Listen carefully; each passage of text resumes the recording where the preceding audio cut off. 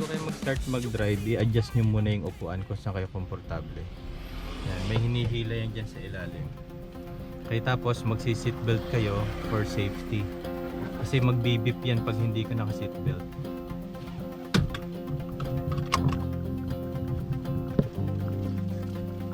Ito yung susi niya, guys.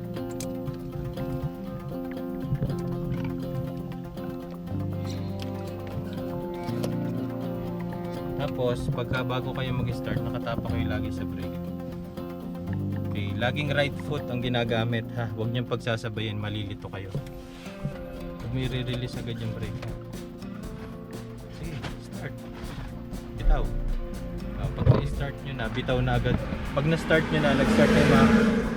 Pag nag-start na yung makina, bitaw nyo na agad. Okay. Bitaw na yung brake? Hindi, bitaw-bitawan mo na yung susi. Okay. So ngayon nasa park tayo, ilagay mo siya sa drive. Hindi, dito yan, dito. Yan.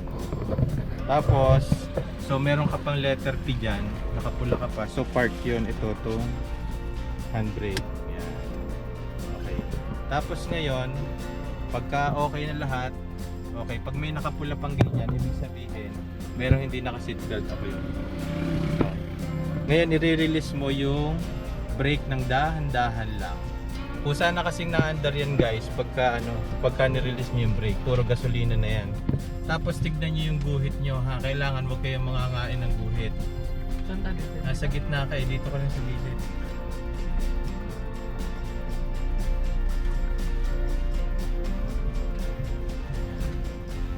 Yun, natatandaan nyo, guys, kaya yun may guhit para doon lang kayo sa lane na yon. Ngayon, kung gusto niyo pumunta sa kaliwa, may sasakyan sa likod mo. Pag gusto niyo pupunta sa kaliwa, mag-aano kayo, magle-left na kayo signal. Pero dahil hindi naman tayo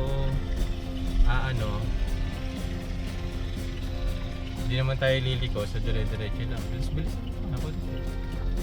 Yan. So pagkakanan kayo, guys, ito gagalawin nyo. Ito control. So ikakanan nyo siya. So makikita nyo doon, kumakanan siya. So release lang kayo. Release nyo lang yung brake, wag muna kayong gagasolina. Kasi kusa yan. Kusa siya nga andar.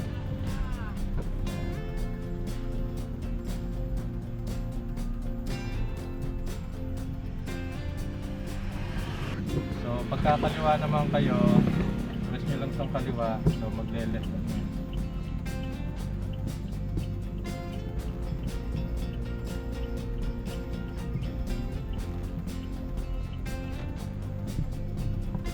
Diretso na kayo. Yan, gasolina na yung inaapakan ko yan. Gasolina na lang yan. Okay guys, pwede nyo yung hazard yan. Pindutin nyo lang to, guys. So, pindutin nyo lang yan. So naka-hazard na yan. So okay, ito yung driver natin for today, Sir Daddy. So dapat sinusundan mo yung guhit. Huwag kang lalagpas kasi pag lumagpas ka sa guhit, yung nasa likod mo, magagalit siya. So lagi kang titingin sa side mirror. Pag wala naman sa likod, pwede kang pumunta sa kabila. So lagi natin tandaan, guys, pag nagdadrive tayo na automatic, alalay lang tayo lagi sa gas kasi wala yung clutch eh.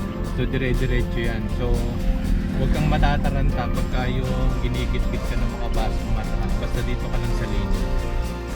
Pagka tumigil na kayo, guys, ang gagawin nyo is ipapark nyo muna to. Lagay nyo sa park. Yan. Tapos handbrake. Yan. Tapos patayin na yung makina. Dito na lang, ganyan lang yung drive ng automatic. Ang gamit pala nating unit ngayon is Toyota Innova na 2022 model. Ito yung E-variant. So 2.8 ito, kaya maganda siyang pang long travel sa yung pang-akyatan. Kasi malakas yung makina niya. So hanggang dito na lang, guys. Ride safe and God bless.